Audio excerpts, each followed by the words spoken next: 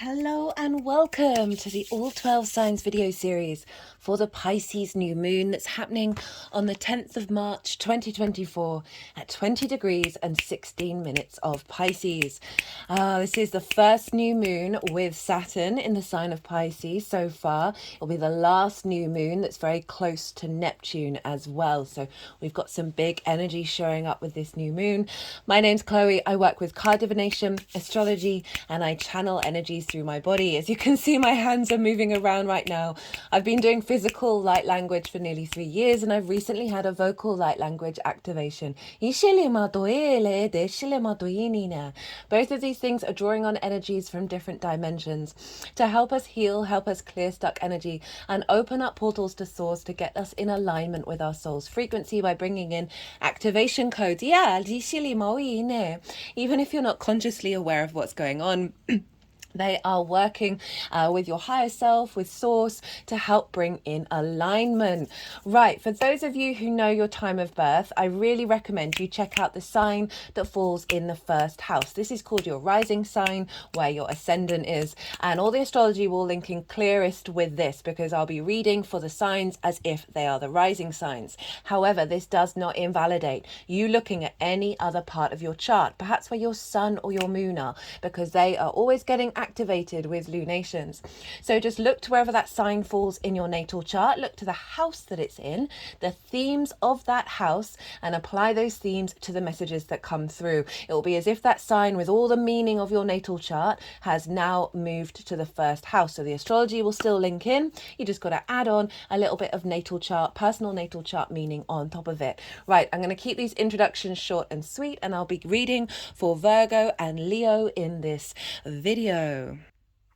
Virgo rising.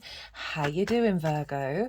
So for those of you who don't have Virgo in the first house, which is called your rising sign, look to the house that it does fall in your natal chart. Look to the themes of that house, and you want to apply those themes as well as all the other meaning that's going on in the sign of Virgo, whether you've got planets there, celestial bodies, astrological points, and you want to apply all of that to the messages that come through. It will be as if that Virgo energy, with all the connotations and meaning of your natal chart, have now moved to the first house. So the astrology for the rising sign in terms of houses and placements will still link in. You've just got to apply a little bit of your personal natal chart meaning on top of it.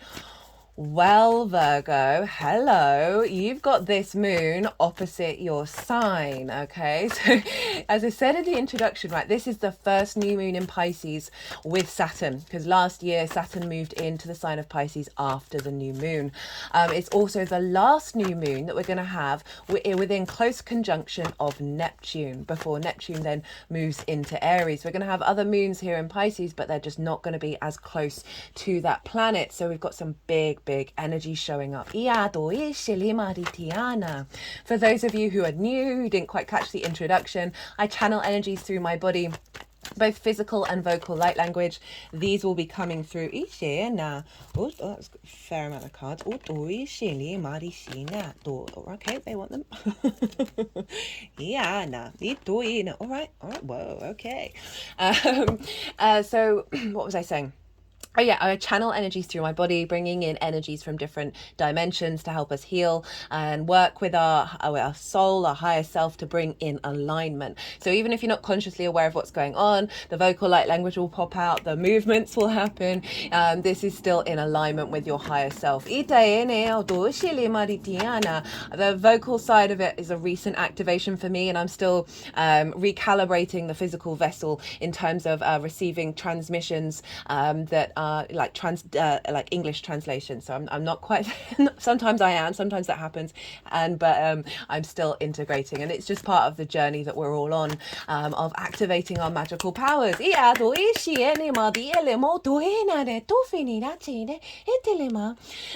Okay, so wherever Virgo falls in your natal chart, this is an opposition. We've got lots of stuff going on in the sign of Pisces. Now, oppositions can highlight where things are out of balance. by prioritizing one side over the other. It is ruled by Saturn, so it can bring limitations and restrictions, but overall it's about a reconnection to the commitment of the duality, the two signs that are two sides of the same coin, of balancing that in. We've also got placements in Virgo for this moon. There's a similar vibe. Okay, right. So usually I work with 6-month cycles. So from the Pisces full moon to the Pisces new moon to full moon. Now, I don't often bring in the cycles of the new moon to the full moon over the last couple of weeks. However, this Virgo full moon that we just had is very, very loud in its wanting to be heard and seen and said, like, this was part of the journey to get us to this point. And we had a very similar dynamic energetically with that Virgo full moon, so you might want to go check out that reading, and then come back to this one and also the oh god, goodness me, the Saturn Sun Mercury conjunction transit series that I did as well. That was a setup for this new moon. So essentially what we're having is a highlighting of the other side of the coin here for you, Virgo. And it's about bringing that into balance with the Virgo area of your chart. A recommitment to this integration of the magical reality. So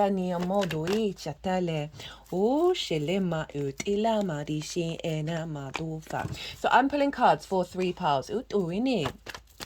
The first pile is the lead up to this full moon. New moon. I actually cut the deck and got that card.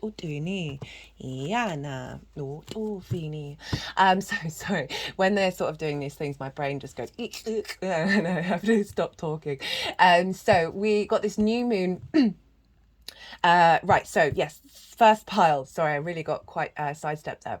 The first pile is the lead up to this new moon, and that is I work with 6-month cycles, so that is from the full moon in Pisces that we had last year. And so everything you've been working on, the integration journey that you've been doing, and then where are you at in the lead up to this new moon, right? Sort of now time.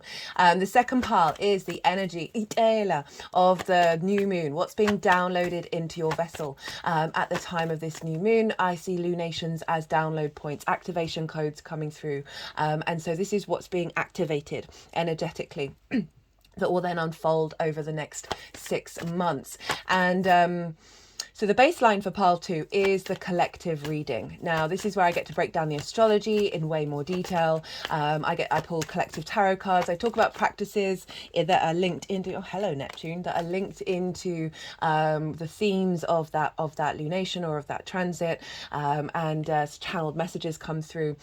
So particularly if you've got big placements in Virgo or you've got a mutable rising sign, I would recommend checking out that collective reading, just because it'll give more depth of understanding of what this quite powerful moon is doing for you. And so that is the baseline. What came through in that reading is the baseline for pile 2, and then the tarot is how it links into the Virgo area of your life. Now, pile 3, third and final pile, is how all this energy is manifesting moving forward. Right, and so how's it unfolding and how it's manifesting. So those are the three piles in the tarot. There's a lot of cards have come out very quickly already, and they've put the deck down, so that could mean that all the cards that have wanted to come out have come out. We've got the 2 of Cups on the bottom of the deck. Hello. And so I'm going to touch on the astrology. I'm not going to be mentioning all of it because that's all over in the collective reading, but I'm going to be touching on some key themes that came up with that. So in Pisces, for Virgo rising, where is this happening? This is happening in your 7th house. This is opposite your rising sign, which is the house of self, your embodiment of self, your character, how other people can see you, right? Your body, your appearance. And the 7th house is opposite that. And this is the house of the other. And this is about intimate relationships that we commit to. And how we understand ourselves in relationship to the other, because the other, everything is a mirror, right? So So we understand and discover ourselves through that interaction. So it can be business partners, one-to-one clients, people you work with on a one-to-one basis at work, intimate friends like the ride or die, long-term committed romantic relationships, because it's linked into marriage, the seventh house, and contracts. But obviously marriage is a traditional way of looking at a long-term committed romantic relationship. Is also source, right? How source shows up for you. So it's often how you understand the other, what connects you to the other, how the other connects to you. So we've got a new moon here, and so new moons are a great time to set intentions, and that is because the moon is her darkest. She's in her yin receptive phase, and the moon represents our unconscious, our intuition, our emotional body. Where are our needs being met or not? How do we nourish ourselves? How do we nourish others? And so this is a great time with the vision, the clarity, the purpose, and the will of the sun, right? The divine light pouring into our unconscious space. So we can set intentions, and with intentions, do what's right for you. You are an autonomous, multidimensional being. When you follow your inner self, this is when things really build, right? But I will say, particularly with a water sign that is Pisces, tap into the emotion you would feel if that intention came true. Rather than, I would say, limiting the how you get there.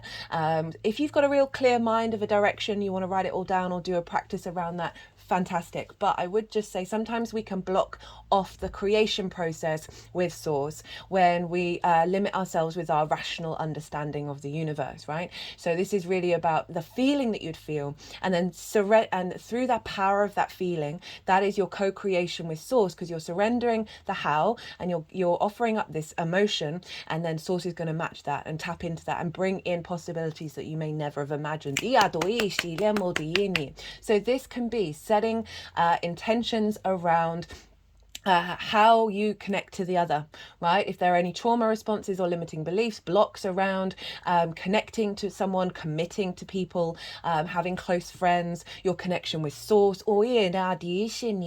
as well as perhaps if there are clients, you want to bring in more clients, this can be a great new moon to set that into, to put into the intention or the feeling that you'd feel if all these things manifested. If you want a business partner, you want to collaborate, this can be a great time, as well as elevating any dynamics that you already have, already in motion, right? And sort of bringing in this sort of a higher frequency where you're more aligned by soul rather than trauma.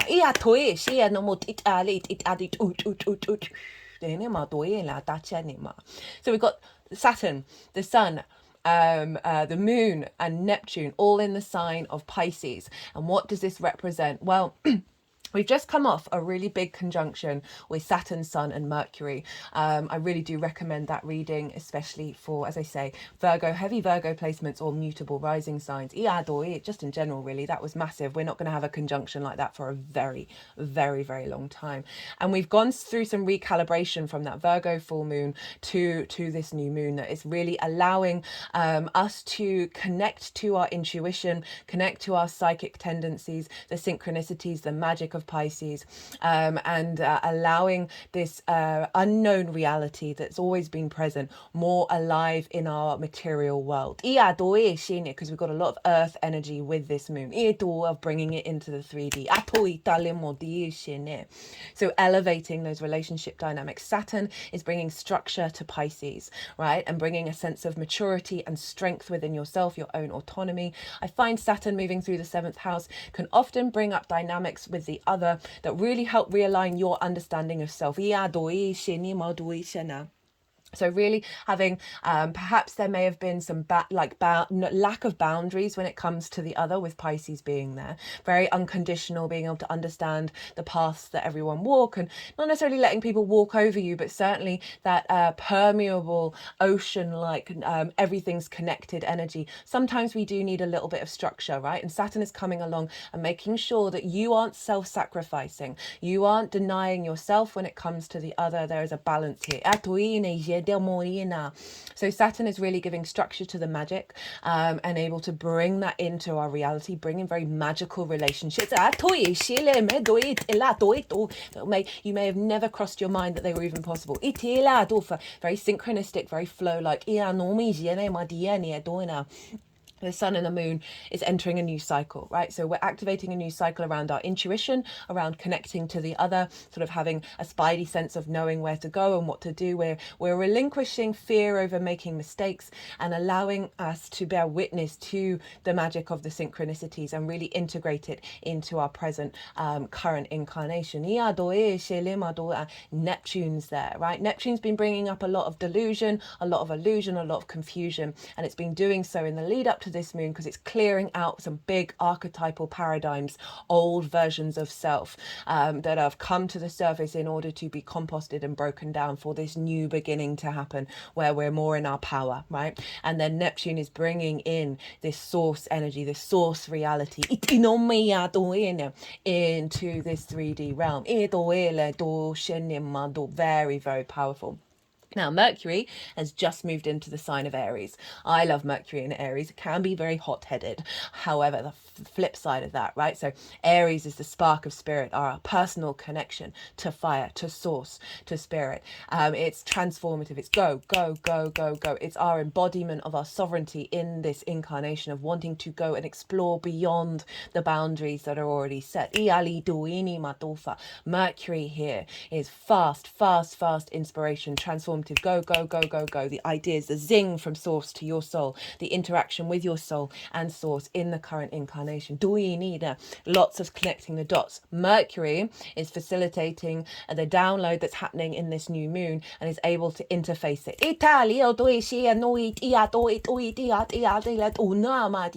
into our soul and then our embodiment of that. And that's in your 8th house. Now, the 8th house is about transformation, and it's also about sort of the outside world's resources. So mortgages, loans, bonuses, inheritance, 3D and cosmic inheritance, one-off big chunks of money, or dealing with the resources from the outside world, utilizing that.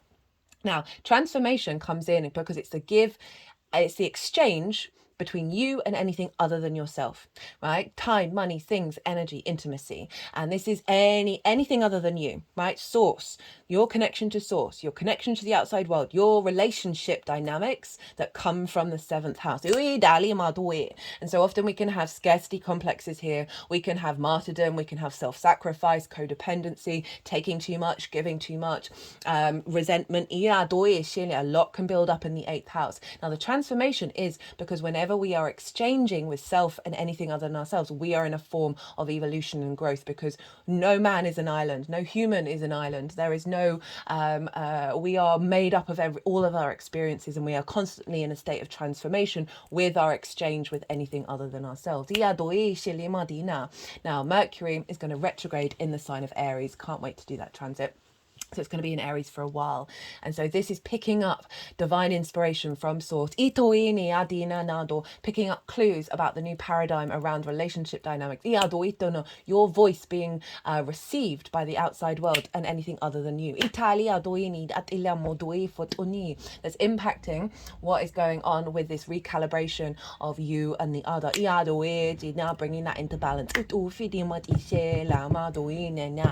Now, the only other aspect I'm going to talk about, the rest are all in the collective reading. We've got some really cool stuff. As I said, there's stuff going on in Virgo, so go check that one out. And that is the sextile with Uranus, right? Uranus is over in Taurus. A sextile is an aspect of Venus. Venus wants to bring in connection. This is a soft, easy, free-flowing energy, both yin energy, so they've got something in common. So there's an easy transference of energy and information. So love, appreciation, value, harmony, connection, a sense of creation energy, right? So it's very creative, very loving. So Uranus is the liberator, the path clearer, the breaker of chains. It is it's different to all the other planets in the solar system, and it's not bothered. It is comfortable being itself, and it wants you to be the same. It wants to liberate your soul, and that can be really disruptive if we aren't in flow and we aren't flexible, right? So But it breaks out of tradition and conformity. It's not about towing the party line just because everybody else does so, right? Very, very independent energy. And it's very inventive and very innovative. And it's over in your ninth house, a fellow earth sign, of how you see yourself in the world, right? Your perspectives, your morals, your ethics, your philosophies, your connection to book, religion, source, energy, nature, science, whatever it is that these matrices that are bigger than yourself, but you're connected to. It's your perspectives, it's your understanding, it's the way that you learn. It is about teaching and learning, it's about mastering of something, and about changing perspectives, broadening your perspectives, going to another place for a longish period of time to broaden your perspective. Foreign travel, moving to the countryside if you lived in the city your whole life, or traveling the astral realms and the multidimensional frequencies. Now, Uranus is supportively, creatively connecting your perspectives in the world, your unique perspectives, your like really breaking out more galactic energy into your vessel in this 3D form, and realigning you back to your soul's perspective.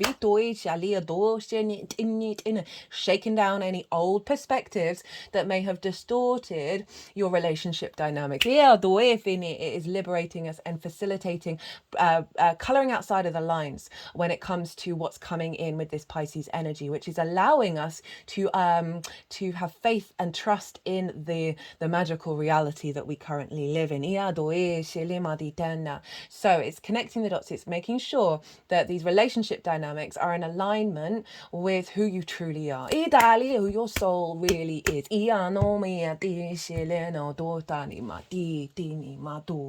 This also can be elevating your ability to interact and share perspectives with the other, and there being a form of receptivity. We're heightening our intuition, we're we're heightening our psychic connection. That is really building on strengthening your understanding of yourself in the matrices, and the power that you have in order to create.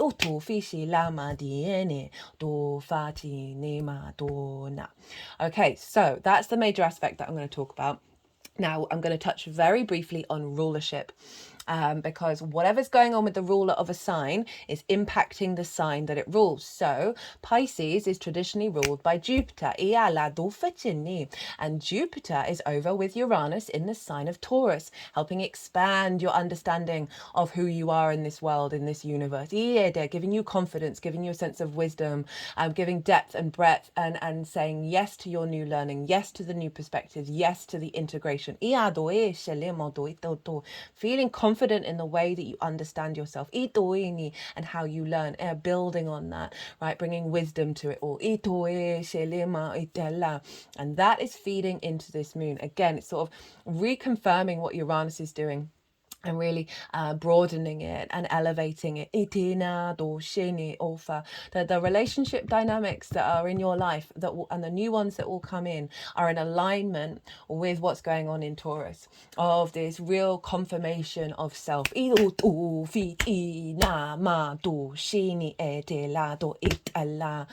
that they feel good in this 3D realm, because Taurus is ruled by Venus. And that's what she wants for us. That is the point of us being here. So we want to look to where Venus is, because Venus is influencing Jupiter and therefore influencing this moon. And Venus is over in your 6th house of how you work, physical health, routines. The adult in the room. So Venus has been connecting the dots, helping you find joy and love and creative energy around how you embody your work, around how you take care of your physical health, more ease and more grace there, right? Really bringing in a sense of pleasure when it comes to these things, which can be a little bit difficult for the human species to really get on board with taking care of our physical vessel, of getting routines in line. But this is so I find the 6th house, we can can be a lot of neglect there, right? Because we can often through whatever experiences we've gone through in our early years, from past life energy, ancestral stuff, we struggle being the adult in the room for ourselves, the parent in the room for ourselves. ourselves, and so often we recreate those dynamics that actually form neglect. And also in relationship to the 7th house of prioritizing the other in relationships over your ability to have the energy, the power in your physical body, the routines, really committing to yourself. These can be difficult things, and we can often sidetrack it by prioritizing other things. Distortions in relationship dynamics, distortions in your perspectives. Are you worthy of tending to yourself and caring for yourself and being the parent that you really truly deserve?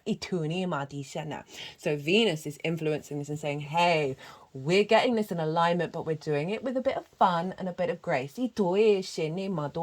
Building this strength, this sense of appreciation of who you are and how you work and your vessel, and really committing with a sense of creativity to those routines that is fueling the energy that fields into your perspectives, and really being like, no, I am here, I am here, I am.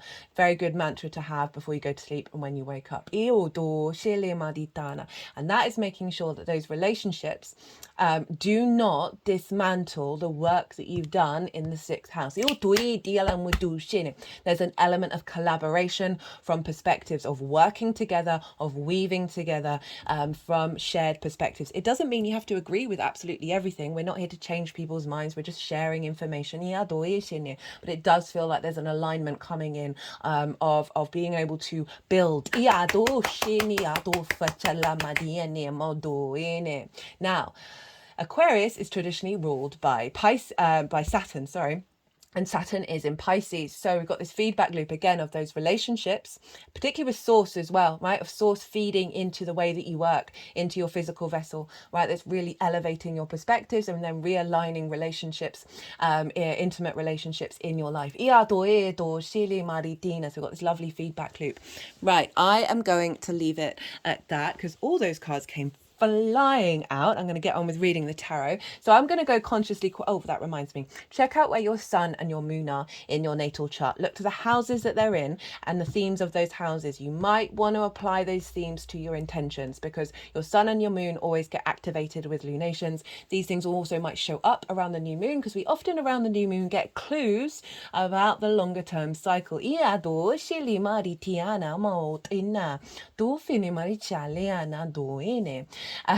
So I'm going to go consciously quiet. It's interesting. They're just pressing the thumb into the lymphs that are near the sort of the armpit area. I was just doing some client work yesterday and was recommending some lymph node cleansing and clearing. So this might be something that you want to apply. just realized that a Virgo rising in my life was talking about this a couple of days ago. So the fact that they're now doing this is quite funny.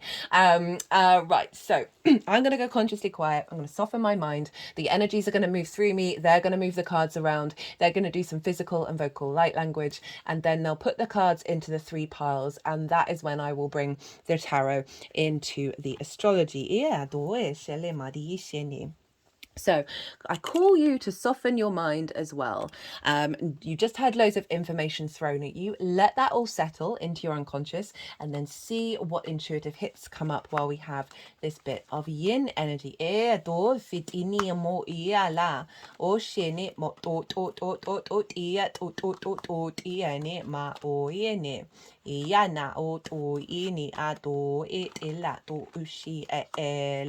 Eto fatela o ini ato falitini etila madoene etina oyane lama itiane it la shele madoene atoe fatale me etala o tina ma doshene ma doene ale ma doena ela ma di shene etala etufina ma doeshela ela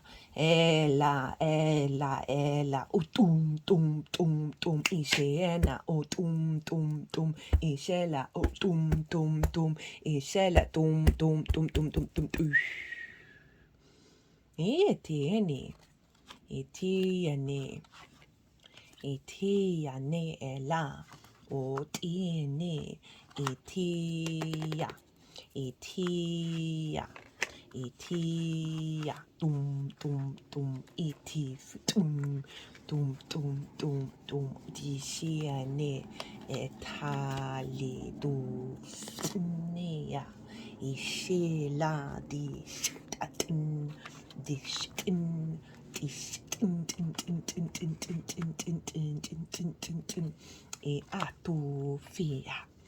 atufia liatisha ituina tum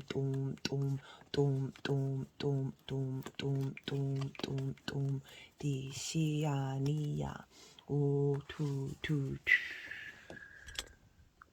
ine dia shalama roshitile du shalama ritiana itufa tishela tuene matushene shatala. All right, Virgo. So this is what you've been working through over the last 6 months, what journey you've been on, and how your energy is showing up just before this new moon. So we've got the 5 of Pentacles, we've got the Death card with the 6 of Swords, the Hanged Man, and the 8 of Pentacles. Very, very clear message here. So this is so a lot of old paradigms have been popping up. I think I mentioned that before. Yeah, I did, with that Sun, Saturn, Mercury conjunction, which was starting a new integration of a new dynamic, right? And so that's meant over the last 6 months, because we've been putting in the work, that's really been very elevated. 5 of Pentacles is about scarcity. It's about feeling left out on the cold, of not feeling supported, of run down, of not being able to get out of this paradigm. There's a fear, there's a fear mentality here. And so in relationship to the other, this can just generally feel kind of shut out from that kind of dynamic, or not feeling like you get the support back that you give, of just generally of just being quite run down by previous relationships perhaps, and even if you haven't felt like this really loudly, like there may have been situations that may have happened that have really highlighted this, and or just generally just having the space to realize, okay, there's still something within this that's still within me, right? There's still this energy that's floating around. You may be in a great relationship, but this is kind of popped up like old sort of tendencies, tendrils of traumas that you've been you've been going through a cycle to really let go of this, to really finally draw a line under the sand, because we've got the Death card that's showing up with this kind of saying that you've gone through a transformative process, a transformative cycle. The Death card is all about acknowledging what you need to let go of and taking steps on that journey, right? You see here, this is the King. The King is no more, right? So this is a relinquishing of something that has had an authority over you that no longer serves you, right? So this can be an old paradigm that, like, you're aware that it's still there, but you've moved into a new cycle. So it may have been cropping up. You may have seen that in relationships, of just not getting the flow, the balance. It's been perhaps an element of conflict, of sort of fear and a scarcity mindset, of just not, just feeling like there isn't a balance there with the other. And that can be your relationship with Source, and this can be based on a lack of self-worth, because there's an element of not feeling good enough to receive. And fundamentally, I feel like our species has that energy. It's not just limited to the individual. We are working collectively. This is big collective energies through some big themes. So the Death card you see here, they are protected, right? They're going through the journey of realigning the self away from that sense of lack of worth. And we've got it with the 6 of Swords. Now, the Six of Swords acknowledges that there has been a state of transition. So both of these cards are sort of transition cards, that you're moving away from the sort of the rocky waters into the land of the calm, right? You see how still the waters are where you're headed. And six is a very protective energy, right? So you're being guided. You've been guided through this to this new landscape, but you've only been able to take certain constructs and perceptions and ideas with you, right? That will then serve you in the new landscape. But it is honoring the fact that you've been aware that you're in this transitory state, right? Collectively, the year of the 7, very much we've been shifting energy, and the year of the 8 is more manifestation energy. So this is a real acknowledgement that you've released old paradigms and you've been cultivating those that are part of the true root of your soul, not the trauma, not the limiting beliefs, and you're headed into this new landscape where there is an element of peace, an element of calm, and so we've got this with the Hanged Man and the Eight of Pentacles, which is sort of how you're showing up in the lead up to this new moon. And the Hanged Man is Neptune, and this is all about enlightenment. This is about perspective. So it's interesting combined with what's going on in the sign of Taurus as well, and both of those planets. Oh no, Uranus was there last year. I think Jupiter hadn't quite moved into Taurus yet. But this is the only halo in tarot representing this sense of enlightenment, of going within, right? And this figure has intentionally physically change their perspective, right? Like do a handstand, like that alters your perspective on the 3D, which integrates the perspectives that you've been changing on the sort of the emotional, soul and mental level.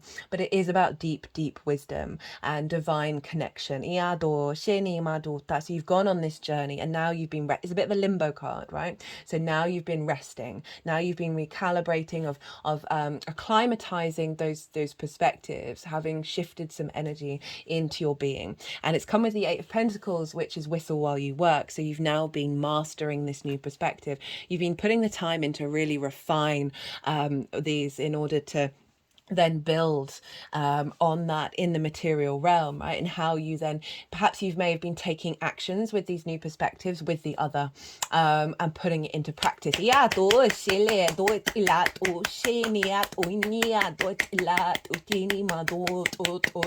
Of honing your skill, right? This new perspective in.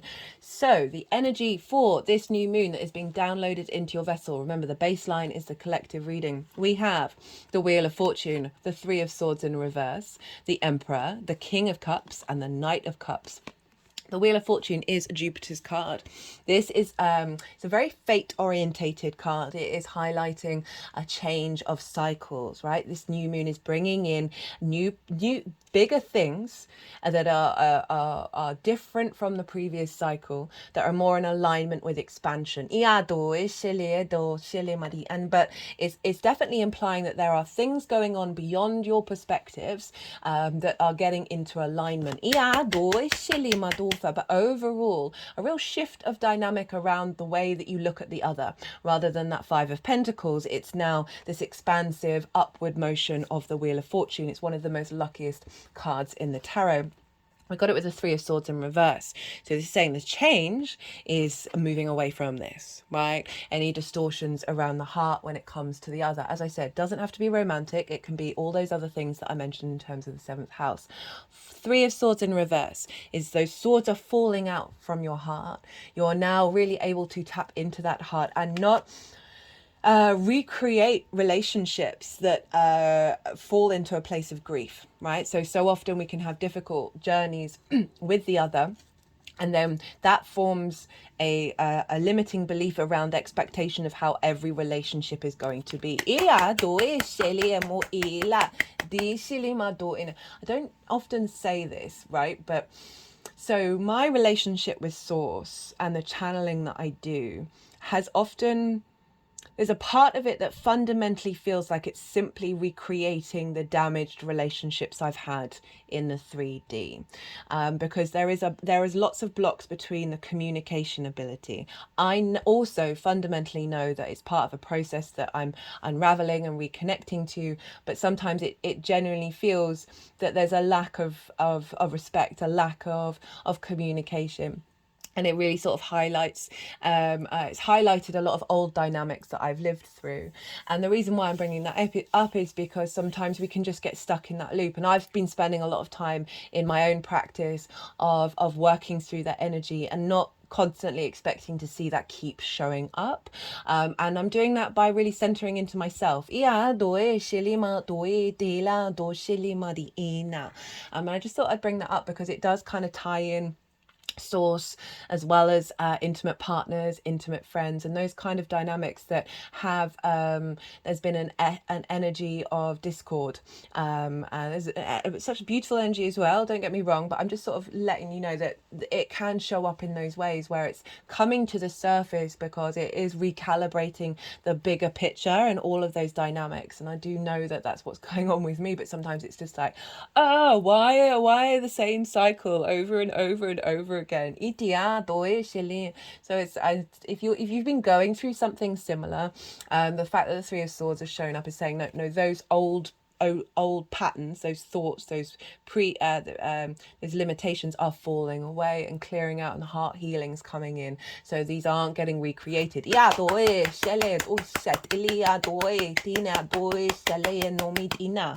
I also fundamentally know that my soul signed up for all of this nonsense. So I know all of this is everything that I wished for. We've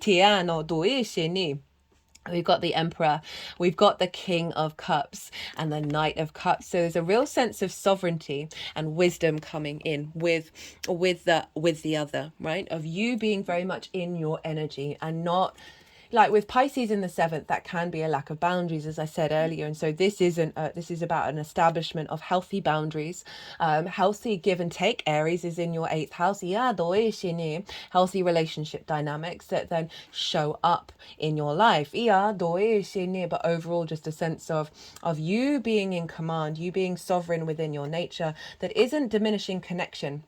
There isn't diminishing connection. In fact, it is strengthening it. And also a level of respect coming in about how the other responds to you.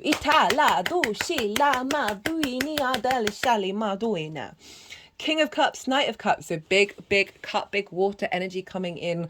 King of Cups is very much in control of their emotions. And it's also very psychic and very intuitive and very creative. But there's a sense of sovereignty, there's a sense of command and being able to act on these things. And the King of Cups is in the middle of a storm, floating on an ocean, and isn't bothered. So there's this real sense of you holding your space, right? Holding your space and being intuitively guided to take actions that are leading to you to elevation of the other, and therefore the elevation of self. A real sense of confidence within yourself. Far cry from the Five of Pentacles. With the Knight of Cups, so your ability to embody this sovereignty, but without losing your romantic side. This is the true romantic. This is looking through life with rose-tinted spectacles, and not in a bad way. Not in a bad way. This is the embodiment of your intuition, of your sense of love, of your emotional ability to connect to people. It's saying that there's going to be outward movement of going out into the world and exploring the other.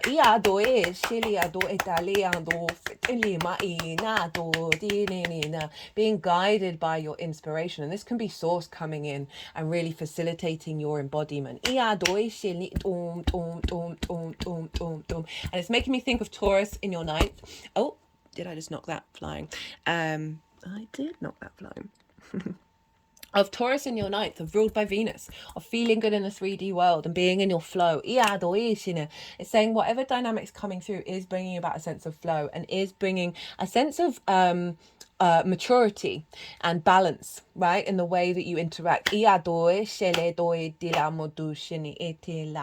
So how this energy is manifesting moving forward. I'd forgotten Venus had shown up. So we've got the Emperor and the Empress. This can represent a union of two of equal measure, and the interaction between the two being balanced, and weaving and co-creating together. So this is fertility. This is a sense of abundance abundance, of creation energy. This is Venus. She wants to feel good in the 3D world. She wants you to feel good in the 3D world. And so I know I've said this 5 million times, far cry from the Five of Pentacles, because this is abundance. This is your relationship with the other being in a state of abundance, right? Of creativity, of communion, of creation. With the Nine of Cups and the Ten of Pentacles. Don't forget the Two of Cups on the bottom of the deck. Oh, and hello, Ten of Cups, right? So there's a real sense of union here, right? Of the masculine, feminine spirit within you. So this can be a union with yourself and with source. And there's honor and respect here. They are eye to eye. And this card actually came up in the collective reading. I link this into the true core energy of Lilith, right? Of being independent with the other and co-creating and appreciating different perspectives and respecting one another. But overall, a union with yourself and with source, and a union with the other, right? It doesn't necessarily mean someone romantically coming into your life. However, it can instigate a new cycle with that itini that is based on respect. Got the Nine of Cups and the Ten of Pentacles. Nine of Cups is internal emotional contentment, right? This is feeling really good about yourself in relationship to the other. Of your perspectives not being that of scarcity. Of fear or not getting enough. Of never providing enough. This is also the wish fulfillment card. So for some of you, I'm always wary of saying that there may be an element of a wish coming true in relationship to the other. But overall, it is the internal peace. That you know that you are in the full embodiment of your emotional bliss. With the Ten of Pentacles, this is legacy energy. This is the blending of the spiritual and the 3D, the physical, the metaphysical and the physical, because we've got the nuclear family and then we've got the elder figure covered in esoterical symbols, and they're in a city and they're working together, they're in union with each other. And in the city, that implies building, there's something building that's lasting the test of time. And so this can be your relationship with source, right? Of bringing that into reality. Your intuition, your psychic connections to source. That is through your embodiment of self, creating something that is part of your legacy. This also can be working with someone on a one-to-one basis that is bringing about this sense of whatever it is it's building, it's facilitating your long-term goals. It also can be an element of further commitment for those of you who might be in a romantic relationship, of taking it to the next level. But overall, there's a real sense of emotional solidity, right, of coming in, of no longer feeling shaky and insecure, right, of this Five of Pentacles, and really feeling in command of yourself. And that is going to be elevating the relationship dynamics around you, right, of not taking not letting others sort of knock you down.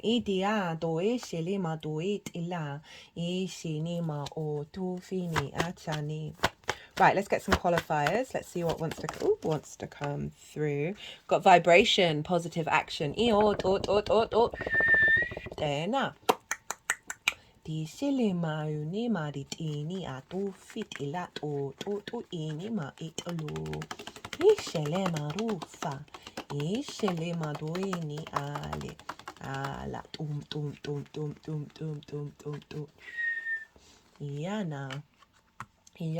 So really bringing in a more aligned frequency, beyond that scarcity, right, and really building on that because you're in alignment. And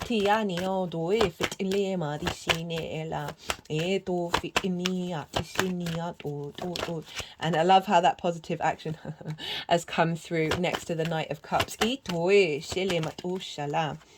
Okay, we've got energy and flow, right? So I was just saying the Knight of Cups. Oh, they're really being, I don't want you to worry and panic and like being, are you doing the right thing? Are you going in the right direction in order to bring in this energy? Tap into just what you're intuitively driven to do. Tap into that flow, practice that flow, surrender the how. surrender the how and embody yourself, do what is right for you, and then see what unfolds. We've got the Emperor again, which is saying order, logic, stability, plans. Itini is focusing on stability. So this is really bringing in a sense of stability within yourself, and that will then be mimicked in your one-to-one relationships. Cut the deck and got karmic completion.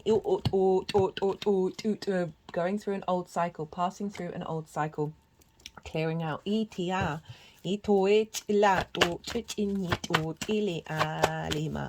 Right, let's see. Final. Got moderation. Let's see where it wants to go and what it wants to do.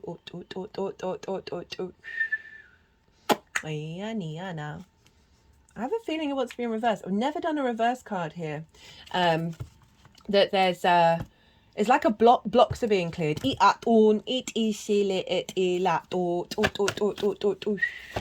is bringing in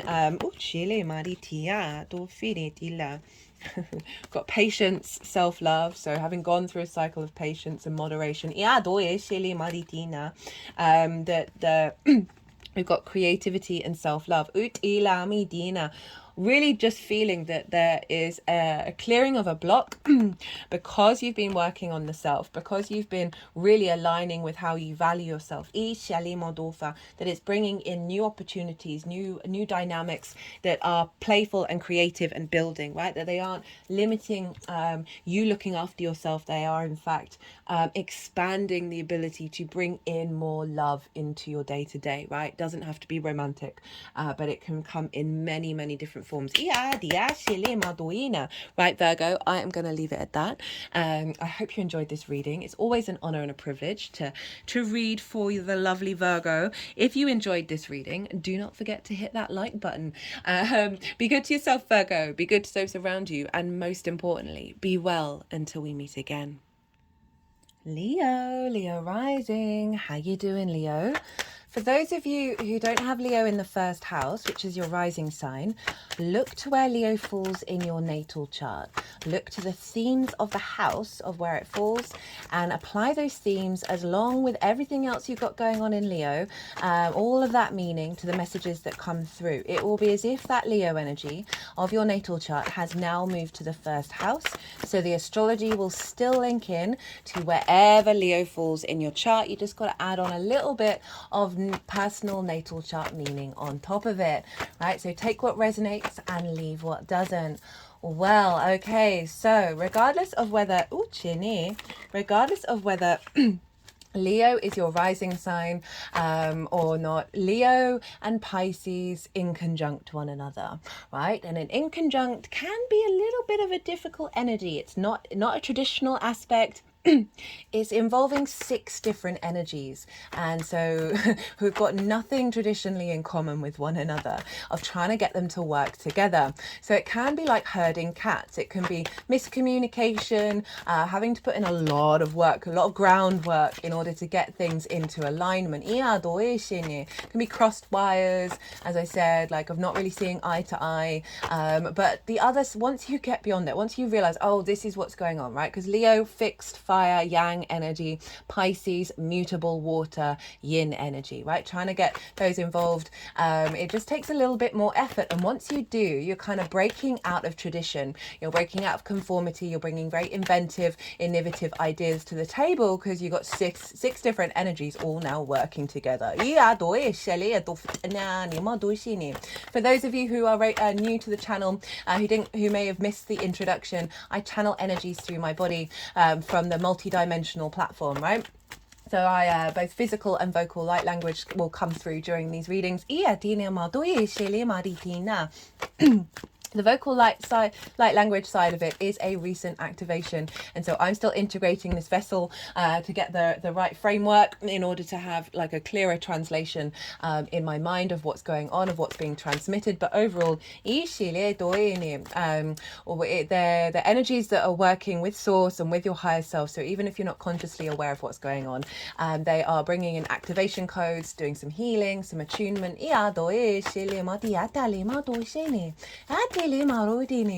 all from different dimensions. Right, so as I said, in conjunct, wherever Leo falls in your chart, this Pisces energy can be a bit discombobulating, can involve a little bit more effort, right? But as I said, once you crack that ability to blend all these 6 energies together, then you're really working with a powerhouse. I love the in conjunct energy. When I first got into astrology and sort of worked with my intuition about what that all meant, and I saw it in my own chart, I was like, oh, right, I understand where the struggles come from, and now I understand how to get them to work together and realize, okay, it's just part of the process. And I really love in conjuncts.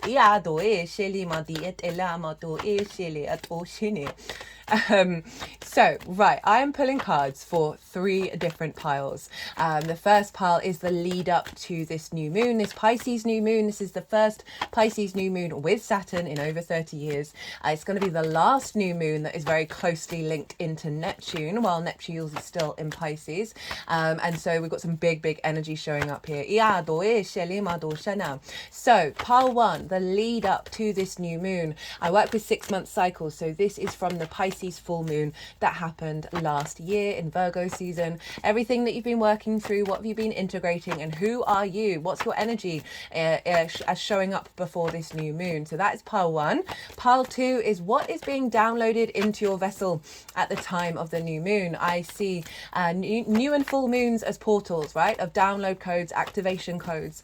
And so this is what's being integrated into your vessel that will unfold over the next 6 months. The baseline for pile 2 is the collective reading, which is already live, already out, and that is where I get to break down the astrology in way more detail. I pull collective tarot cards. I get to talk about things with a bit more space, bring in practices that I feel are aligned with the transit, and channeled messages come through. And so all of that, right, the way I talk about how all the celestial bodies are talking to each other at the time of the new moon, and that creates a harmonic blueprint, and that is being what's downloaded into your vessel at the time of the new moon. And then the tarot links into how this relates to the Leo area of your chart.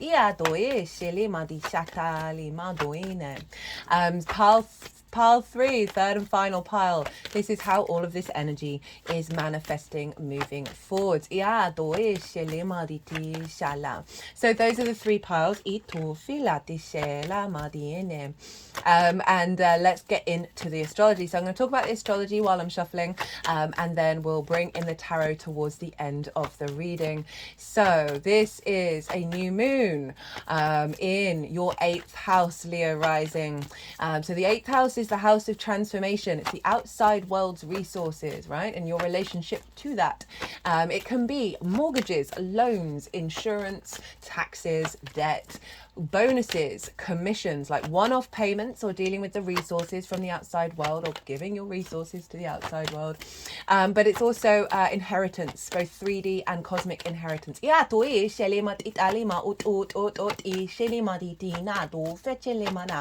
And so this can activate a new cycle around this. As I said, it is the house of transformation, and this is because it is the exchange between you and anything other than yourself, right? The give and take between you and anything else other than you. And that can be time, money, things, energy, intimacy, all the things, right? And the reason why it's transformative is because we evolve and respond to the external. And so often with the 8th house, it's a great house to utilize the resources from the outside world, to receive the resources from the outside world. Very powerful. It's a very magical house, very psychic house. Edgar Cayce, a very famous psychic, had a stellium in the 8th house and was able to, work with the resources from the multidimensional sphere. But there can also be some difficulties in the 8th house. There can be codependency. There can be scarcity complexes. There can be lack of boundaries, right? between you and anything other than yourself. There can be giving too much, taking too much, a distortion of energy, of not feeling supported by the outside world, right? And you know, being that on a repeat loop. And so this right, okay, so let's do a little bit of a timeline. So usually I just work with the 6-month cycles, and I don't often mention the previous moon. However, this Virgo moon, full moon that we had, that was the last moon, has been basically like sort of knocking on the door saying, hey, what happened with that full moon is playing a very pivotal role of what's happening with this Pisces new moon. So we got a big activation code around sort of surrendering the how, and allowing the Virgo energy, the observational energy, to observe this building magical reality that we're very much a part of. And also stepping out of the micromanagement. And then we had the Saturn, Sun and Mercury conjunction in the sign of Pisces. That was wild. That threw me for 6. I knew the astrology was going on, but I didn't think it would affect me quite so strongly. I had a really bad couple of days. And it was bringing up a lot of old paradigms, and a lot of old paradigms, and these were all bubbling to the surface, and there was a lot of riling against authority, and all of this was prepping for this new moon, this new paradigm that's coming in, of bringing up old situations, old dynamics that are really no longer relevant to your current space, right? So you may have noticed that over the last couple of weeks, there's something building up, especially the themes of the 8th house, of like the relationship dynamics in your life, and maybe feeling an element of old scarcity complexes coming to the surface. Well, that's the first time that the moon has shown up. Hello, the Pisces card. And right, let's get into the astrology of it all. So new moon in the 8th house. This can be setting intentions around relationship dynamics, right? And being in balance and being in flow. It's a great time to set new intentions around the new moon, because the moon is at her darkest, her most receptive. Our unconscious mind is very pliant to the vision, the sun, the clarity, the divine light pouring in. That will then level up our intuition, our emotional body, and for us to intuitively take action around our needs being met. So we've got so setting intentions around, as I said, those relationship dynamics, around a new relationship with yourself and the outside world, right? Of support, of nourishment, of being supported, not losing yourself in other dynamics, and allowing yourself to be strong, and there be balance between you and the outside world. Sense of visibility, a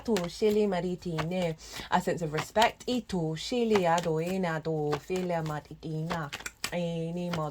This can be deepening your connection, your relationship dynamic with source.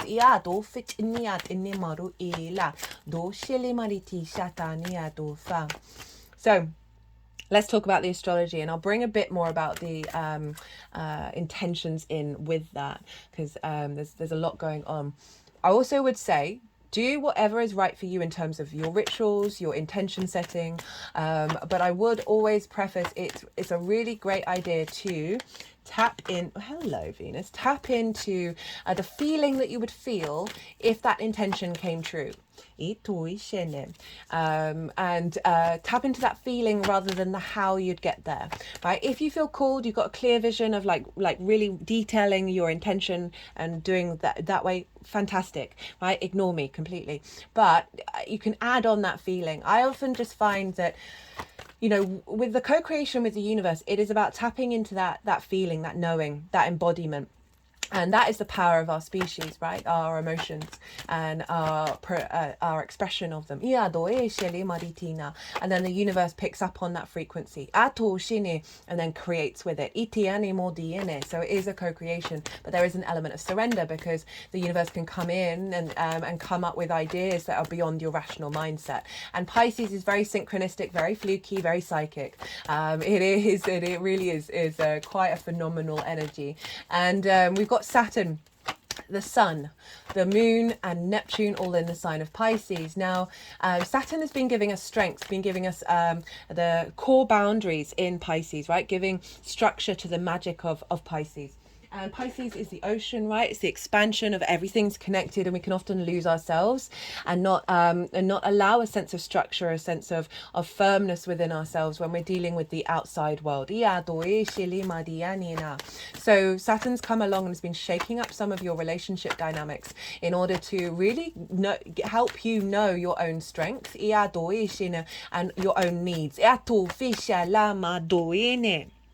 So Saturn is giving us a real sense of strength within ourselves, a sense of maturity, a sense of commitment to our legacy when it comes to the unfolding of you with the outside world. May have brought up some limitations in order to get you there, but this new moon is very, very powerful, of giving structure to that magical reality and having faith in our intuition and our connections. A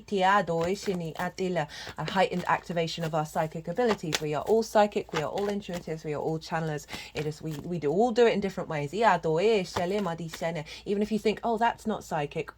Like the amount of times I've had a thought that feels very much my own, right? Just very like, oh, I've just had this thought, and that's led to a synchronicity and synchronicity and synchronicity. It's like, oh, okay, everything is co-creation with source. Right, what else was I saying? So the sun and the moon, a new cycle, a new activation here with this strength of Saturn. Remember, the first new moon with Saturn in the sign of Pisces. Neptune is here. Neptune's been bringing up a lot of delusion, a lot of illusion, and a lot of confusion, a lot of martyrdom over the last few weeks, like really loudly. And all of that is bubbling to the surface to be released, to help you understand that you're actually entering into a new paradigm. And that can feel confusing because it's bringing in this sense of structure into Pisces, right? Neptune is our connection to source. It's all the dimensions, all the frequencies, all the multiverse, all the whole shebang. And that's why it can be a bit disruptive, can cause hypersensitivity because it's the overstimulation of the all. However, what the main theme of Neptune with this is Neptune's very good at bringing different realities into our own. Neptune in Pisces was very much the, if we think about the film industry, which does bring different realities into our own, it was all the Avengers movies, right? The Marvel movies. And this is like a group of superheroes from different dimensions, different realities coming together to save the planet and save the universe. Very Neptune in Pisces. So we're bringing source into our reality. The synchronicities have been wild, and I know I say that often, but it just because they keep building and building and building. I'm the biggest cynic, and even I am like, oh, I don't think I can be a cynic anymore. I really don't. The level of faith that's been established through the difficult times and through the synchronicities is just quite phenomenal. I mean, I'm always going to question things, don't get me wrong, but I'm like, wow, it is really unavoidable at the moment. And so Neptune is bringing source into our reality, into our relationship dynamics, you know, that sense of love, that sense of abundance, that sense of opportunities, the curiosity, the creativity.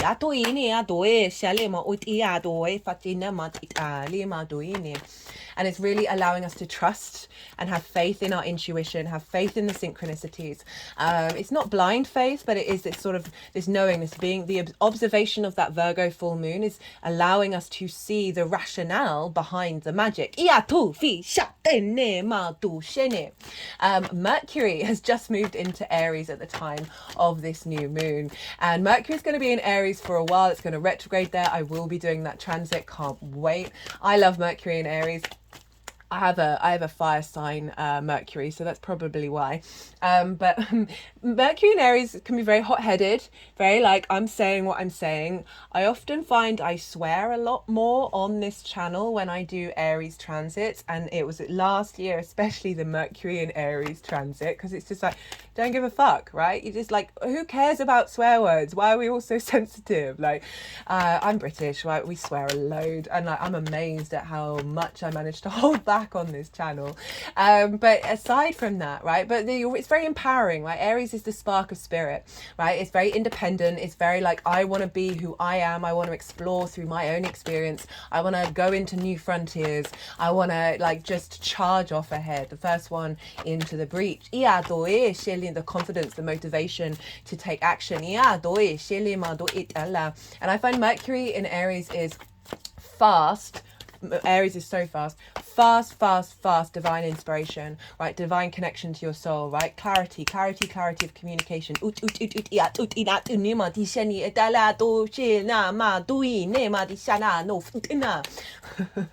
Of really like what this new reality that's coming in, this not new reality, this unknown reality that's always there, that it may feel new to us. It's coming in with this Pisces moon. And Mercury is able to interface it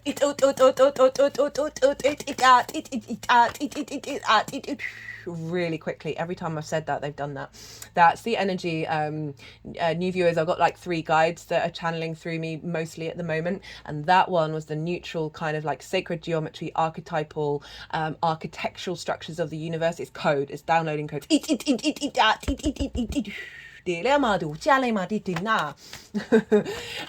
So Mercury is interfacing very quickly, so that remember this imprint of the astrology will be at play over the next 6 months. So this is all going to unfold, and we've got it very powerfully at 0 degrees of Aries. Now Aries for you is in your 9th house of your perspectives, your morals, your ethics, your philosophies, how you learn, how you teach.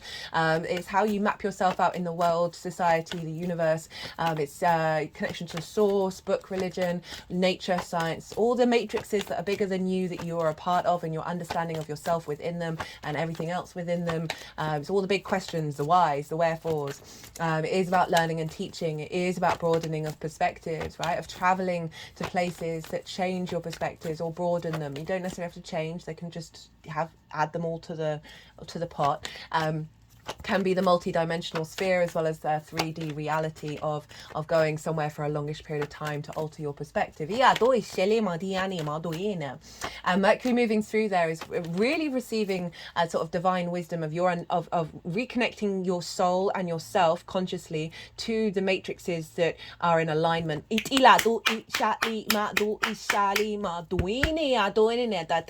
Bringing relationship dynamics that value perspectives, right? Value the way in which you share, the way that you understand the world, that aren't diminishing your sense of self in relationship to the bigger matrices. So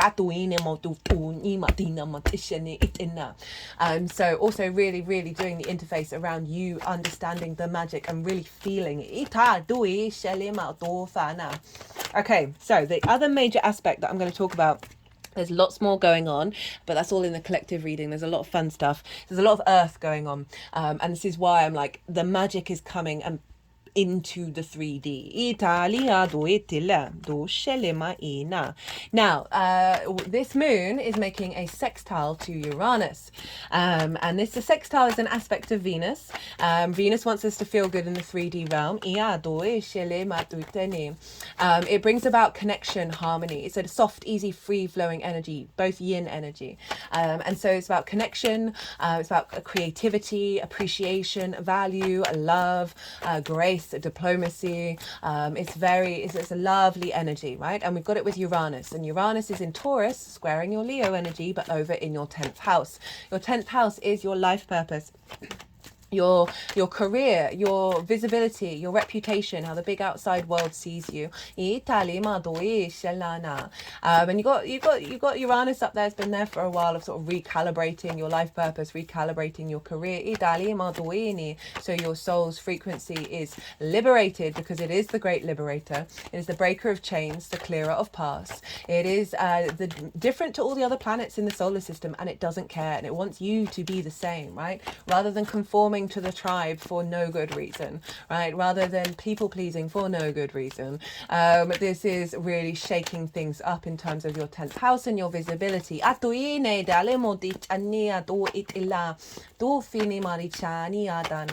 Uranus is very independent and very innovative and inventive, right? It's breaking against tradition and conformity to create new things that go beyond. Very galactic energy. So we've got this sextile between your career and life purpose, right? Career doesn't have to be life purpose. It can just facilitate it. Your reputation, your visibility, your with harmonious aspects to your relationship with anything other than you, right? So maybe getting more support from the outside world, more recognition for what it is that you bring to the table, and more support to facilitate your life purpose.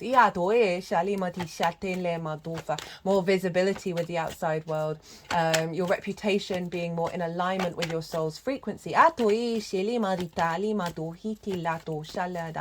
instigating a new cycle of your connection with the outside world that is facilitating your career.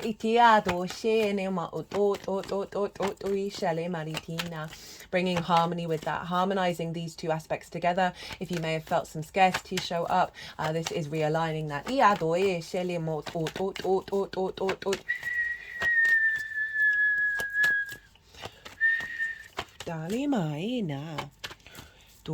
So that's the major aspect, right, of coming up with creative ways of interacting with the outside world that are in alignment with your life purpose, and a healthy feedback loop that's in alignment with your soul.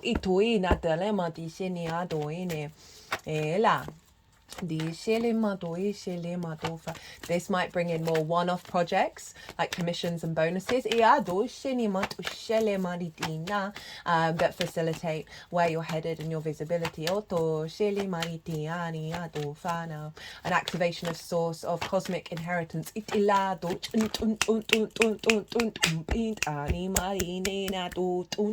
that will facilitate the liberation of your soul in the life purpose. Any blockages, as I said, around scarcity, particularly around visibility. This new moon is helping clear those out. And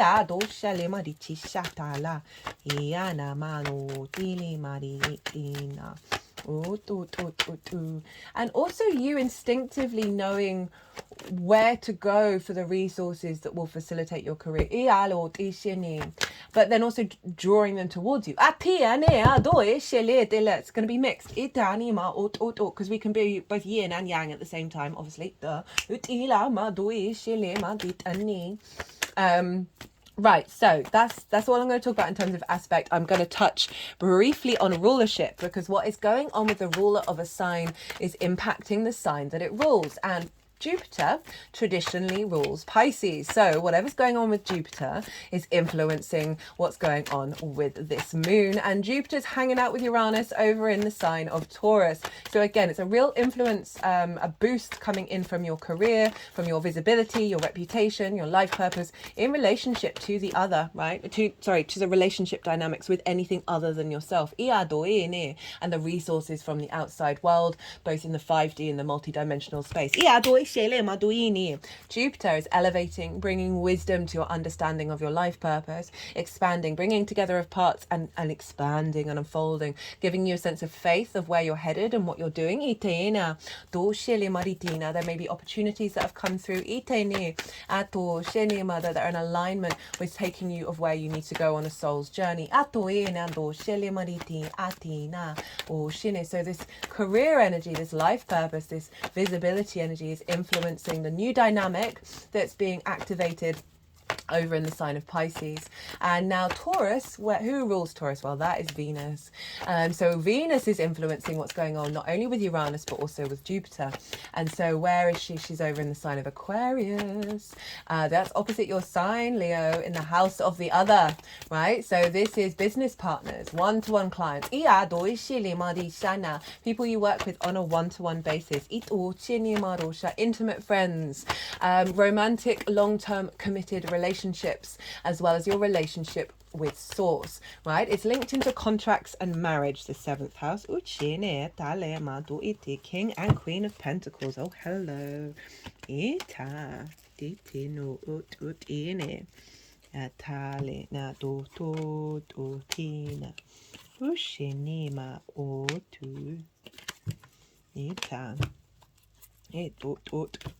Right, that's enough. All right. King of Swords on the bottom of the deck. Honestly, if I let them have full reign, they would use the whole deck for every reading, but this is not a personal reading, so that's not what's going to happen. Right, okay, what am I talking about? Venus, over in your 7th, aligning relationships, right? And how you associate yourself with the other and how the other associates with you, realigning to this new frequency that came in. So she's influencing the 10th house, right? So this can be activating a new strength with the other, bringing in relationships. So the 8th house is how those relationship dynamics show up. The 7th is what you're drawn to, what's drawn to you, what's important to you in terms of the other, and how you understand yourself in relationship to the other. I find it's often how others show up, also how you show up. The lens in which you show up with the other. And so this can be with Venus influencing the 10th from the 7th. This can be bringing in, harmonizing a connection with the other, right? With source. Of really aligning you to your soul's journey, that's then connecting you with through faith and knowing of the resources that will be provided. And also relationships, right? This can be one-to-one clients, because we've got a career orientated focus here, as well as relationships, right? So life purpose doesn't have to be just career. So this could be about relationships, a bringing in of a new dynamic of a connection, love, and appreciation with the other, in that will is linked into your life purpose, right? Of making sure that the relationships in your life, those intimate relationships, are in alignment with the life purpose. And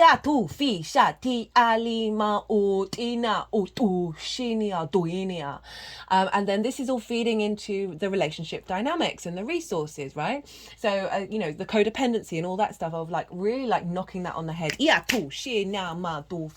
because there's sort of a real internal strength with that Saturn energy, that kind of steely maturity, that if these old paradigms show up, they're just going to bounce off you. They're not going to be part of your paradigm. It also can be bringing people into your life where you're collaborating. A building of your connection with source.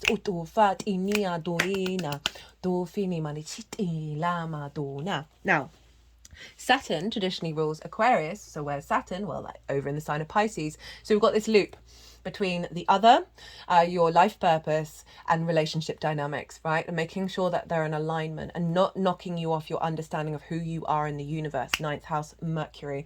So very, very powerful. There's a strength coming in of you being able to understand and see clearly and see the synchronicities that are leading you to the expansion of these dynamics. To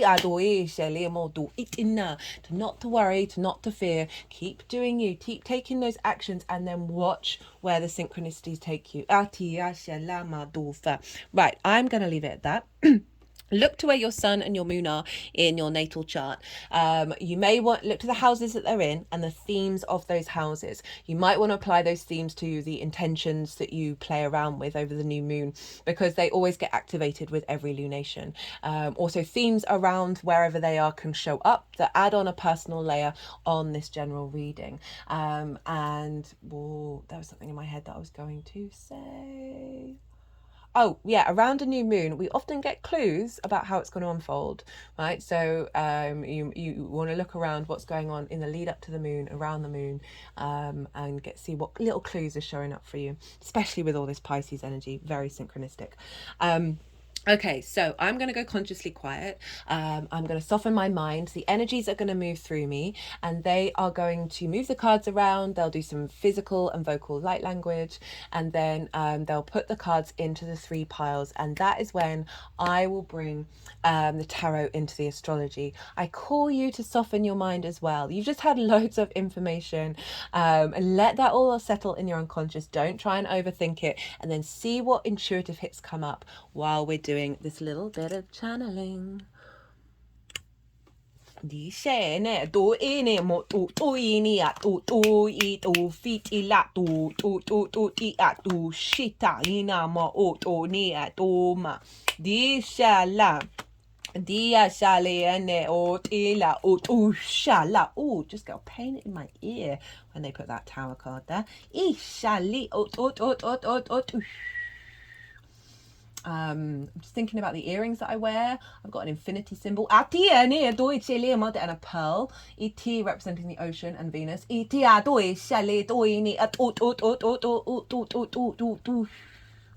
they are waving the Pisces card around that. I feel like it's clearing blockages along timelines, blockages along soul timelines and ancestral work. And helping you reconnect to the understanding of your link into with infinity. Yana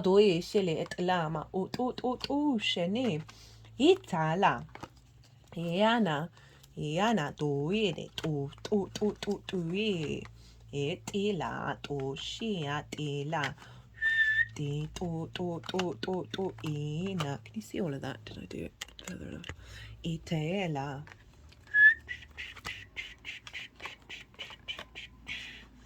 To chetiani o to ini ale to etum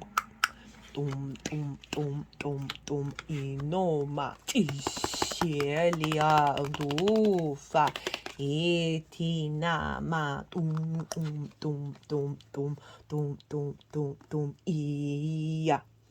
iya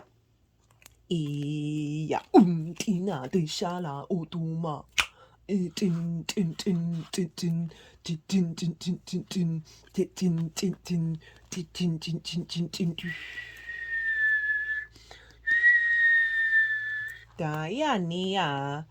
Diania doe dali.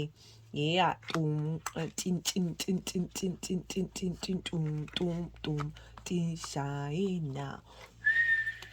Ralia doe jalia butuia. Oye te la do tin tin talia tinna. Ja, jania de la. Do shit di shela. Da di ina utuhitalema. Domia genia tishenema.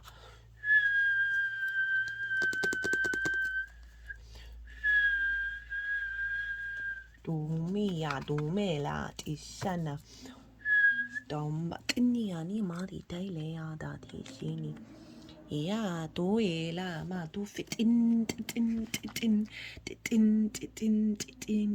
ro fiana. Etini atila to ile tila. Ela ma yena to shile o yene. Atile maritiana. Eani et in doene. Ati shilama utu. Dema ya no tia la tia shalama doini. Okay, Virgo, Leo, sorry. I just did Virgo. Right, Leo. So we've got a fair amount of cards showing up here. This is the lead up to this new moon. This is everything you've been working over, the journey that you've been integrating and working on from that Pisces full moon last year. And then how are you showing up before this new moon?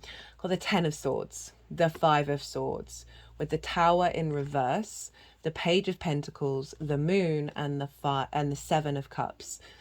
So this is clearing out of some big energy, right? So this is this figure feels immobilized. There's an element of betrayal, of limitations, of blocks that have come from that 8th house, Dina, that have formed repetitive cycle limitations, of where there's I was talking about this sort of repeat cycles, right? So relationship dynamics, we then start expecting them in every area that we go. So this is ideas, these are constructs, these are also words that people may have said, spells that are all along the spine, very, very karmic. And so there's an element of, as I said, that immobilization, right? This figure isn't utilizing the resources from the outside world. They aren't in harmony with it. They're feeling very betrayed. Whether that's literal, genuine betrayal, or then from that genuine betrayal, seeing it repeated over and over and over again to the point where you cannot move, right? There's an element of being blocked. To really embody fully. And we've got it with the Five of Swords. Five of Swords, this is conflict energy. This is, for me, the biggest conflict card in the deck. This figure has won the Three of Swords. Yeah, I just got ringing in my right ear as I said that. There's an element of domination, of subjugation, of the bully and the victim, right? 99% of the time, bullies were bullied, right? Trauma begets trauma.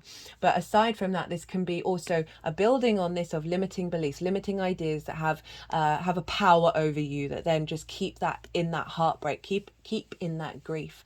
And this also can feel like the outside world, everything other than you, is, you know, trying to mess your heart up, trying to attack you. That there is just conflict after conflict after conflict, and there isn't ease, there isn't peace, there's a stealing of resources, a stealing of things rather than a giving and an exchanging. And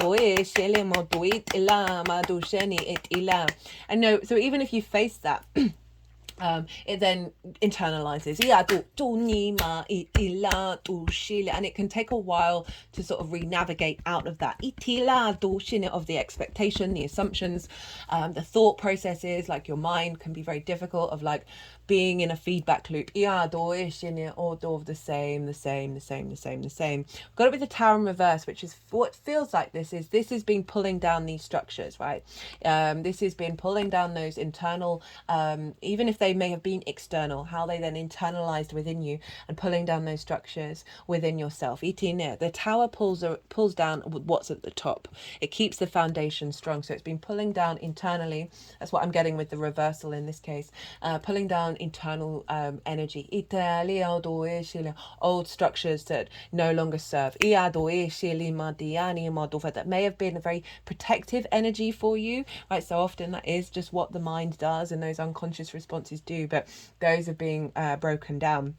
And then we've got the Page of Pentacles. So this is saying the acknowledgement of you started something new, right? Pages have just entered the court, right? They are so excitable. They're exploring new territory. And the Page of Pentacles is very dedicated to understanding and getting the messages and the clues and the connections of this new territory. So there may have been new ways of thinking, new ways of then practically applying that. So say you've got a new understanding of yourself with everything other than you, and then you go and apply that in the 3D realm. These are the Page of Pentacles to test things out, test out who you are now, evolved and grown, and then testing it out in the world. This also can be the ability to understand that you are in this space of energy shifting, right? Of lots of different messages that are here to then recalibrate.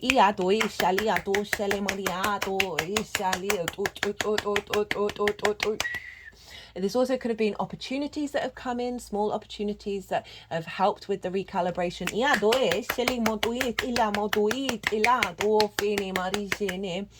And it's come with the moon and the six. Oh, why my brain is blocking on that. Seven of Cups, right? The moon, Pisces. First time the Pisces card has shown up.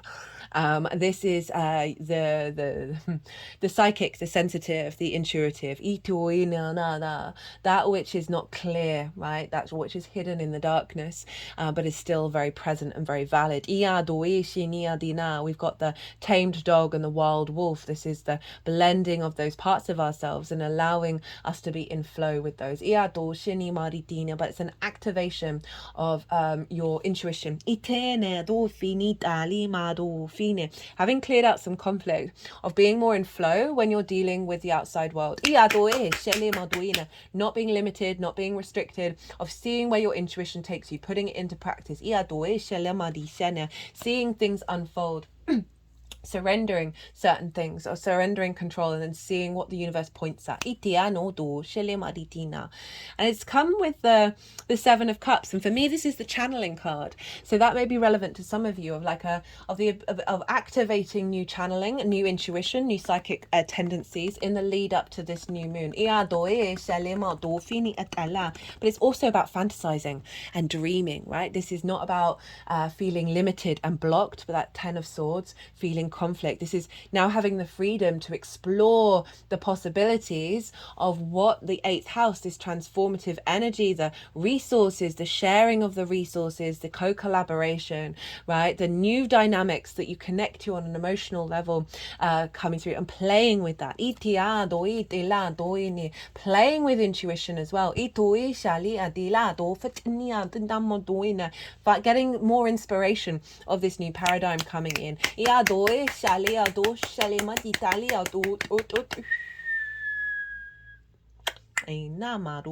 Now, Leo, got so many cards for this is the energy that's downloading into your vessel, right? That will then unfold over the next 6 months. We've got the Judgment card, we've got the Lovers, that was the first card out. We've got the Ace of Wands, the Ace of Swords, the Empress, the Three of Swords in reverse, the Queen and King of Pentacles, and the High Priestess. I mean, that's a pretty wild spread.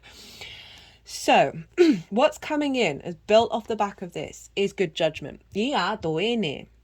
Right, there's an ascension element to the Judgment card. These are the ancestors. They are being raised, they are grey, they represent wisdom. They are being raised up by the frequency of this angel. So there's a sense of we're bringing in the ancestors here of limiting beliefs around the 8th house with the ancestors that are then reflected in your own limiting beliefs. These are being raised up. That frequency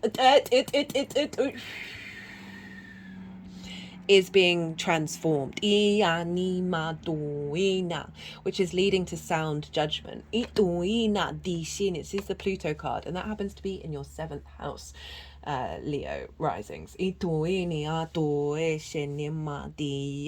a coming together ascension. So essentially your understanding of the 8th's understanding of you is ascending. Got a bit of the Lovers. Right, so for some of you, this can be about one-to-one relationships in terms of being a lover, being more in harmony. Maybe bringing someone new into your life, as well as elevating whatever relationship dynamic you already have, right? This can be, this is the feminine, masculine, and spirit together. What the Lovers card is really about choice, and it's following on from the Judgment of this alignment coming together. To go and climb this mountain, right? To go and enjoy exploring the world. About being able to make the right decisions that serve your career.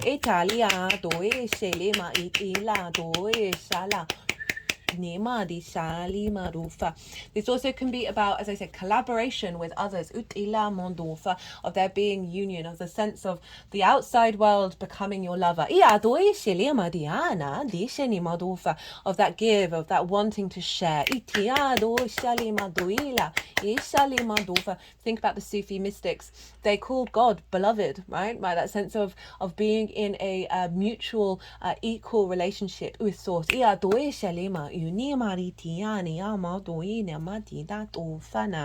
Venus is over in your 7th house, so it can mean a bringing in of a long-term committed relationship that's matching this new dynamic of the give and take.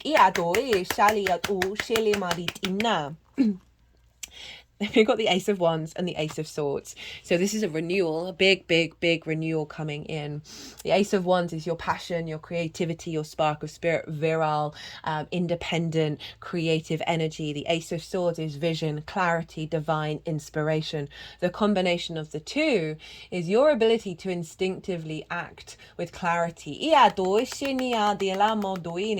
Okay, what's coming through now is like a cutting of old paradigms. And a reactivation of your embodiment of self with the new paradigm.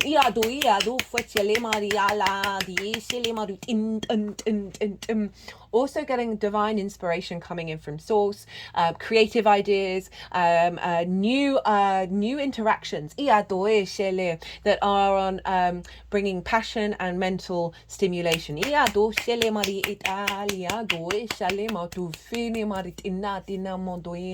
A renewal, a different idea, a different construct of relationship dynamics, a different exchange, right? That's bringing in passion, that's bringing in creativity, and the leaves growing out of the wand really show this sense of new growth happening.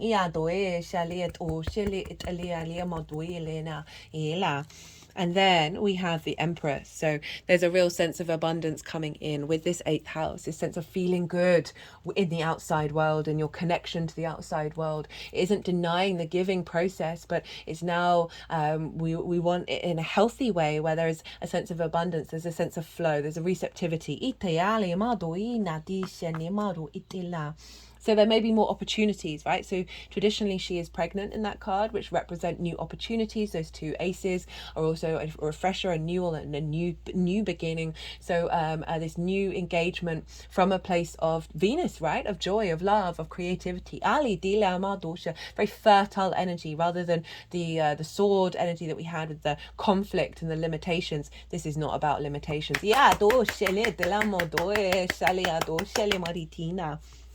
And then got the 3 of Swords in reverse. So this is saying that grief that 5 of Swords has inflicted, is carrying, that you may have inflicted on yourself by internalizing it.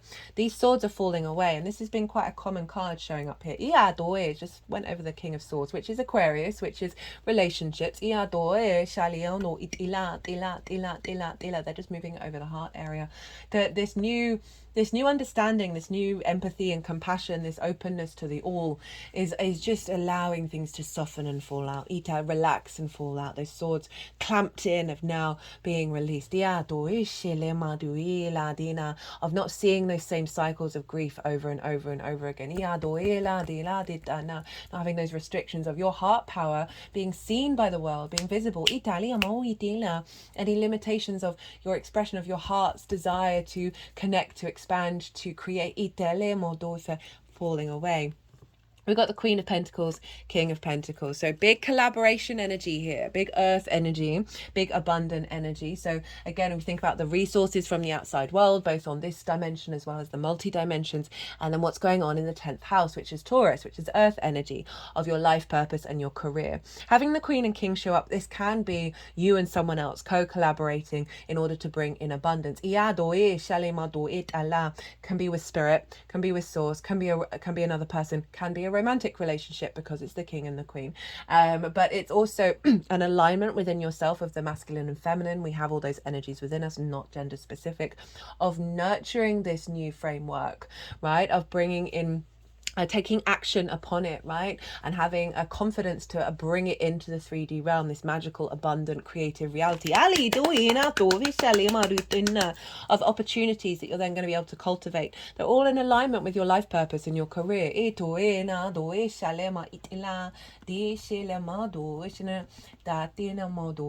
That these 2 are treating each other with respect and honor and dignity, and there isn't this imbalance with the 8th of codependency or scarcity. This is not scarcity, this is abundance on abundance. Crowned by the High Priestess. So this is the Moon's card. This is honoring this element of faith, right? The High Priestess is essentially your higher self manifest, right? The higher self draws towards us experiences and opportunities that are in alignment with our soul. It isn't about control. It isn't about the how. It's just a knowing. It's a faith deep within you that you know that things are going to unfold in a way that serves your being, your soul. The sort of internal vision and the internal clarity. So there's an element of sort of suggesting that yes, there's action happening. Yes, there's motivation, there's drive. We've got 2 aces. But we have got a lot of yin energy, which is saying there's a moving away from fear and allowing things to unfold, and being more in flow, which is a far cry from these 2 cards, right, of conflict and blocked energy. How this is manifesting moving forwards. Queen of Cups, the Chariot, Four of Wands, 10 of Pentacles, deep nourishment, right? So activation. She's so psychic, she's so intuitive, she's serene, right? She's looking far into the future, and she is not in fear. She is serene. She is just at peace with where she is in the moment. And so this is really cultivating this sense of moving away from scarcity, the fear mindset, as well as strengthening. You've been bringing deep nourishment, and you're activating and strengthening a nourishment within yourself that is reciprocated by the outside world, and vice versa. Of you cultivating your intuition and really mastering it. Got the Chariot. The Chariot came up in the collective reading. It's a very powerful card, and it represents what's been going on with that Virgo Pisces axis of knowing you have the resources around you from the experiences that you've gone on, and not needing to control where you're headed and what you're doing. It's about victory. This figure, there are no reins.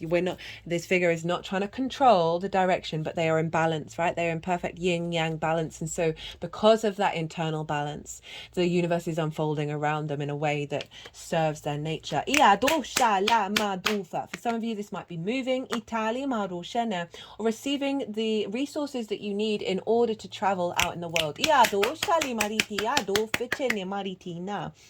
Four of Wands, a celebration, a milestone. Having put in the hard work, there is a celebration. So this can be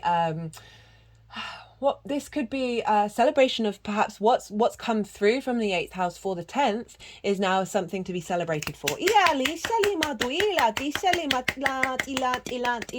This also can be, so this is about the harvest for me, right? And working together with other people, collaborating in order, putting in the hard work, doing the daily grind, and then celebrating with the harvest, being so proud of the work that you've put in. But it is about collaboration as well. So this can be about being celebrated, working together with other people, and then coming together, perhaps a project that you've put on, and that coming into manifestation, and just feeling really good about yourself, but also not being restricted, and being in flow with other people, and being celebrated and celebrating others. Come with the 10 of Wands. Oh no, not the 10 of Wands, opposite of that, 10 of Pentacles. This is legacy energy. This is the amalgamation of the real and the unseen, the physical and the metaphysical, right? So we've got the nuclear family, and then we've got the elder with esoteric symbols on their clothing. And this is the blending of the spirit and the matter. And they're in a city, and cities take a while to build. So this is representing something, the energy that's coming through is taking you to blending the magic in your reality and using it to help facilitate your legacy. And that King of Swords, right? The clarity, the vision of the actions that you take.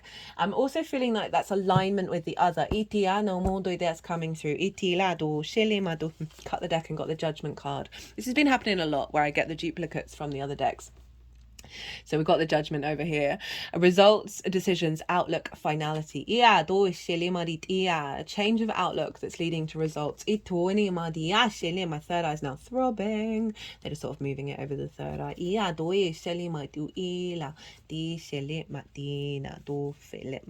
Got the Emperor. Order, logic, stability, plans. So there's a real sense of power with the Emperor. They're focusing on stability, so realigning from that. But it's not about limitations. It's about you just feeling more confident within yourself. That's giving you inner stability that then recreates outer stability.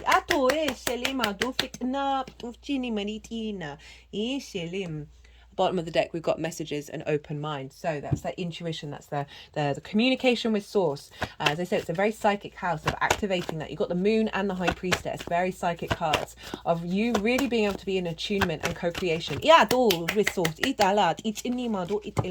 is all source really wants, to be honest. Well, I don't actually know.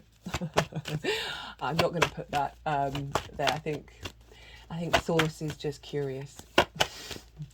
Curious about how things unfold. Right, let's see what final qualifiers want to come out from all the decks in the description box, if any of them take your fancy. That was the first light tarot, that's major arcana there, and some keyword cards. And this is the numerology deck, which is just eating it. It's not really much about numerology, but it's really hard to find a good numerology deck. If anyone knows where there is one, put it in the comments box. I'd love to find out.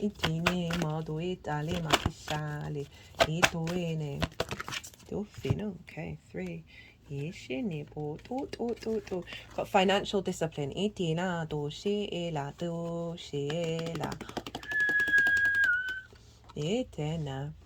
Okay, what I'm getting with that is there's an element of you've had to be disciplined with your finance. That's not a bad thing, but there's an element, because of that 10 of swords and that 5 of swords, there's an element of restriction, of not the opulence, of not the overspending, because there's just, you felt limited, you felt restrained. We've got adventure and communication. So communication, again, backing up what I was kind of saying about you being more aligned with source. That is then opening up new pathways with the outside world, and with the way that you communicate with yourself and the outside world, and relationship dynamics. That's bringing in more strength. We've got adventure. Did I say something about being able to... Oh yeah, the Chariot, of like getting the resources to go on adventures. It doesn't necessarily have to be in this dimension. But overall, a new adventure with your relationship with the 8th house. Final card.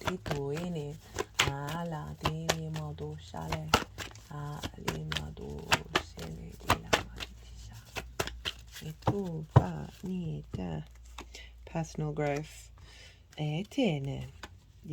Love. Okay, they're wanting just all the cards. Got synchronicities. And love partnership. Right, this can be with another person. On of a romantic nature. But for me, with the 8th house, this is more you and the outside world falling in love with each other. Remember I talked about the beloved, right? That sharing, that joy of sharing, that joy of facilitating and being facilitated back. Right, Leo, I'm going to leave it at this because gone on for a while. I hope you enjoyed this reading. It's an honor and a privilege, as always, to read for you, Leo.